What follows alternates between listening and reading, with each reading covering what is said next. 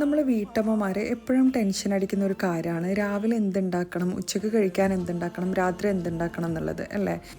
ഇനി അങ്ങോട്ട് ഒന്ന് വീതം 3 നേരം ടെൻഷൻ അടിക്കണ്ട, ആഴ്ചയിൽ ഒരു ദിവസം മാത്രം ടെൻഷൻ അടിച്ചാൽ മതി എന്ന് ഞാൻ പറഞ്ഞാൽ നിങ്ങൾ വിശ്വസിക്കുമോ? എന്നാൽ വിശ്വസിക്കണം. ഇതാണ് ആ സാധനം, മീൽ പ്ലാനർ. ഞാനിത് മീഷോന്ന് വാങ്ങിച്ചതാണ്. ഭയങ്കര അഫോർഡബിൾ ആണെന്നൊന്നും പറയുന്നില്ല, 180 രൂപയോ അങ്ങനെ എത്രയോ ആയി എനിക്ക്. ഇത് പാക്ക് ചെയ്തതിൻ്റെ മിസ്റ്റേക്കാണോ എന്നറിയില്ല, എഡ്ജസൊക്കെ കുറച്ച് ബെൻഡായിട്ടുണ്ട്, പക്ഷെ എന്നാലും കുഴപ്പമില്ല.